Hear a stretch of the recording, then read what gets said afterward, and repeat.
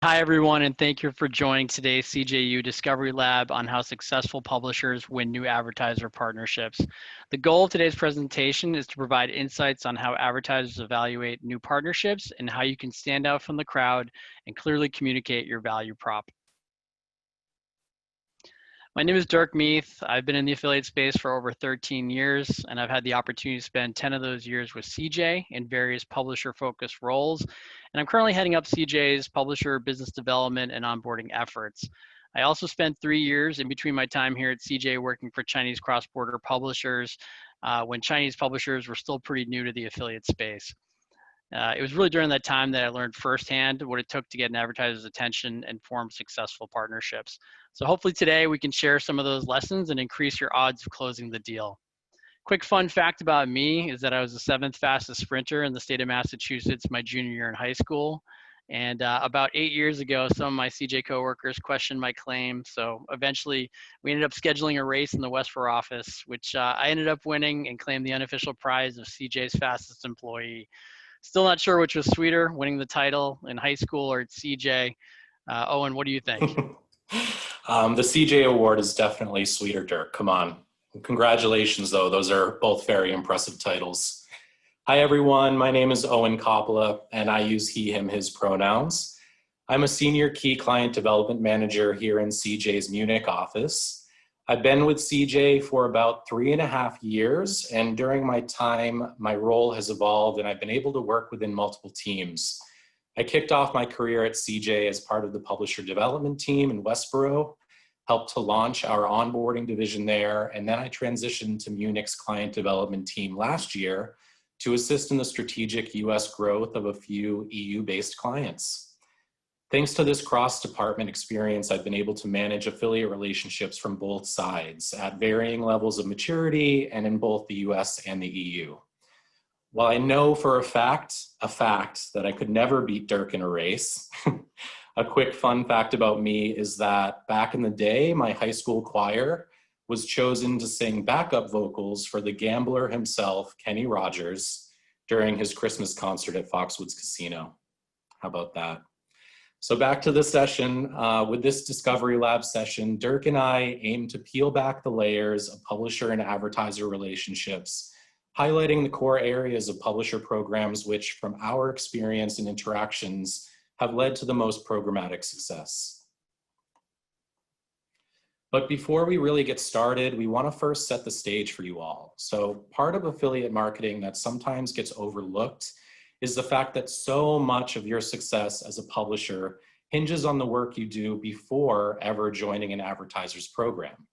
So we want to show you some network-wide statistics to help put in perspective just how important these preliminary efforts are. Know the playing field. So advertisers want to be sure that they're investing time and resources into publisher partnerships that are a solid fit for their brand and have high potential to perform. For that reason, CJ teams and agencies are equipped and tasked with driving continuous new partnership growth.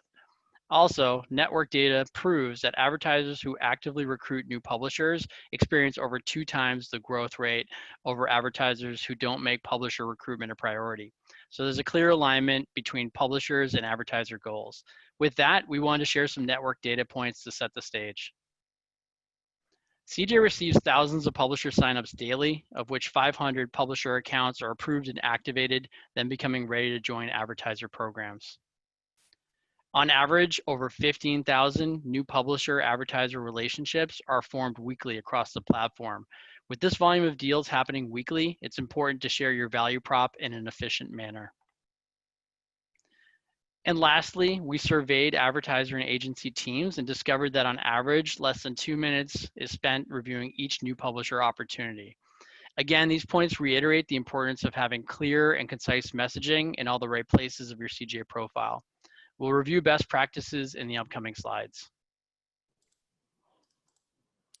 So those network stats that Dirk just outlined may seem pretty intense at first glance, but now that you have that insight and you know just how competitive and robust the publisher pool is, it's important to take that insight and use it to make your approach to affiliate marketing just as competitive and robust. So to ensure that you're seen, you're heard, and you're understood as a new partner, here's what you need to do. talk the talk, build a strong account profile, diversify your partnerships, and last but not least, pitch for the win. Understanding key affiliate terminology is really important if you want to talk the talk. The goal here is to touch upon key stats that pique advertiser interest. Metrics that matter. These metrics tend to be easier to calculate once you've worked in an affiliate for a while. Even if you don't have hard numbers to share from the start, you can speak to how your site could impact metrics like average order value. For AOV, you can think of ways you can increase cart size. Do you plan on sharing buy more, save more coupons? What products do you plan on promoting? Even if you just do a quick Google search on average order value by industry or site type, you'll be presented with some very usable information until you gather your own data. For new to file rates, you can ask yourself, how could your site drive new customers for a given brand? This metric can be difficult to obtain as a new publisher, but once you begin joining and promoting programs, ask advertisers to share data around your new to file rates so you can share this information with other prospects. If you're new to affiliate and have limited data on these metrics, share what you do have, like your average monthly visitor reach, general site stats, and demographics. Generally, an affiliate, if you have strong reach, there's a way to monetize through affiliate, and advertisers will clearly understand that value. Again, even if you don't have hard data points, be sure that your description explains how you could potentially impact these key metrics. When I was working for Chinese cross-border publishers, I would commonly ask advertisers what kind of AOVs and new to file rates that they were seeing with Chinese cross-border consumers. And in most cases, they were happy to provide this information, which I could easily use in my next conversation. Pay for performance. I commonly see new publishers, especially larger ones, getting hung up on baseline commission rates and trying to negotiate higher rates before they've driven any performance at all. Advertisers usually have baseline commissions set up to quickly test new partnerships, minimize risk, and collect data. If you perform, your advertisers will more than likely be able to optimize, at which point they'll have the data and the business case to support your request for higher commissions. Keep in mind that this is a pay for performance, not a pay before performance marketing channel. This brings us to point number 3. You really need to be patient. Keep in mind that most affiliate partnerships are evergreen relationships versus campaign-based partnerships like you may have experienced while running CPC or display campaigns. So if you perform, chances are your partnerships will last for many years, and there will be plenty of chances to optimize along the way. Build a strong account profile. So of all the topics that we're discussing today, they're all important. But the following areas of your account profile are especially important and key to a successful program. If any of the following areas within your administrative settings or your network profile are inaccurate or confusing, they're inevitably going to cause you problems down the line. And so to that end, it's important that you not rush through these sections. Take your time, consult your team, and ensure that the information provided represents your company to a T. We'll kick it off with contact info, which is admittedly pretty basic, but so important. Make sure that your external contact is accurate and up to date in the CJ Account Manager. And of course, update this in a timely manner after any team changes take place. Assigning an external contact takes place in the Users tab on your CJ dashboard. Every single publisher in the network should set one user in their account as the external contact who will be visible to advertisers. Now, there are some publishers in the network that utilize email aliases for this purpose, but just to highlight an important note there, if you do decide to use an alias, make sure to establish internal rules for screening inquiries within your team. This should be an active alias that is being screened regularly to ensure advertiser outreaches receive a timely response. Next up are promotional properties. And to start, we want to give a big thanks and shout out to CJ's product team who revamped promotional properties. So now they are a super clear, straightforward way to show advertisers the full extent of your affiliate offerings. From social platforms to newsletters to browser extensions, the list goes on and on. Promotional properties, also known as PIDs, really are the first stop for any advertiser that's checking out your account, whether it's through a pending application queue or organic recruitment. PIDs need to be transparent and cover all promotional methods available. If PIDs are unclear in any way or you haven't registered all possible promotional properties, you could end up missing out on a vital advertiser opportunity. For example, if you have a huge audience on Instagram, but you haven't registered your Instagram as a promotional property, of course, advertisers scanning the network for Instagram publishers will completely miss your account. And last up is company description. And you can consider this your elevator pitch or a way to grab advertisers' attention. Most advertisers will read through this only once they've confirmed that your PIDs are a fit for their program. If you remember back to Dirk's slide of numbers, on average, advertisers spend less than 2 minutes reviewing publisher accounts. So be concise, but be detailed. We also recommend that you use a recognizable organization name so you can save all of the legalities for the tax info. If your site is couponsite.com, use CouponSite as your organization name, not Coupon Data Holdings, LLC. Another tip is to create multiple CIDs if your platforms target multiple geographic regions. So rather than having the US, the Canada, and the China business all live under one CID, create 3 separate accounts to streamline advertiser recruitment, activation, optimization, and of course, reporting. If this isn't possible for whatever reason, feel free to create multiple PIDs for the different regions, but make sure that your organization name is generic and doesn't mention a specific region. It's also important to include relevant keywords in your company description. This will help advertisers find you more easily in CJ searches, very similar to an SEO approach. Diversify your partnerships. What we've seen from our experience is the strongest and most successful publishers cast a wide net when it comes to their advertiser recruitment strategies. This wide net approach essentially improves the likelihood of stable, long-term success in the affiliate channel. By expanding recruitment to include a healthy mix of low, mid, and top-tier advertisers, you can build a performance baseline across multiple categories. Not only can you grow baseline performance through diversification, but you can also expand your product coverage. For example, travel publishers don't just have to partner with top OTAs.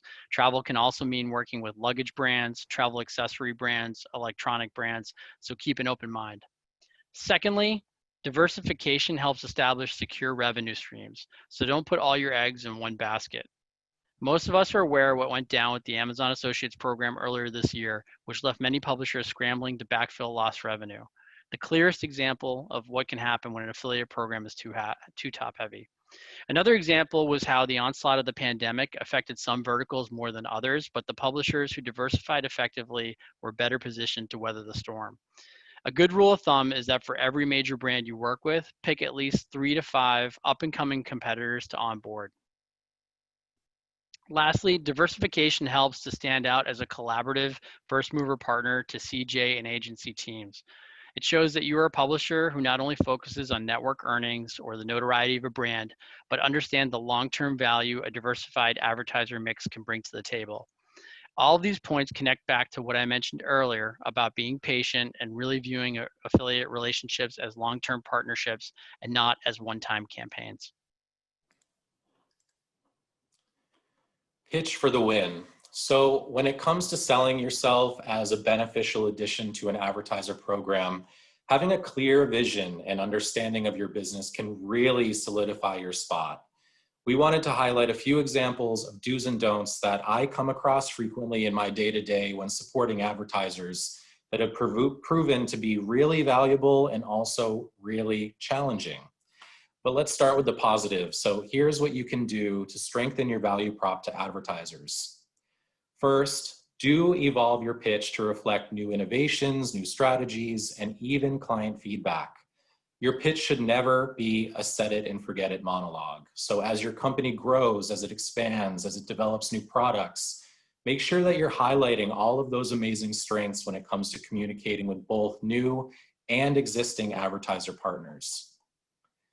Second, do have a one sheet, a media kit, or a rate card at the ready, but be flexible with it. Most advertisers want to see what the optimization potential looks like before joining a new publisher program. Not only that, but having a clear outline of your offering shows a level of program maturity and understanding of how to best reach your audience. This is also where you could highlight those valuable metrics that matter that Dirk went over. Third, do be clear about your specific plans to promote the advertiser. So come into any conversation with an advertiser with a straightforward promotion plan. How will users interact with the advertiser? Where will they be featured? What assets are needed? If you can answer those questions right out of the gate, you'll be in a great position. And now for the don'ts. First, don't send a novel length outreach email. Again, keep it concise and keep it focused. Advertisers are inundated with publisher requests at all times, and receiving clear, concise communication can really help expedite an onboarding process. It's even better if you can let your media kit do most of the selling for you, and your communications with advertisers focus on the strategy and the collaboration of the partnership. Second, don't demand flat fee or CPA increase without justification or performance. It's just bad business. Affiliate marketing is a pay for performance marketing channel, so simply pushing a rate card in front of an advertiser is a guaranteed way to halt negotiations in their tracks. So as Dirk mentioned, do everything in your power to launch on that default CPA, build up the performance history, and then you can go ahead and propose additional exposure for added investment.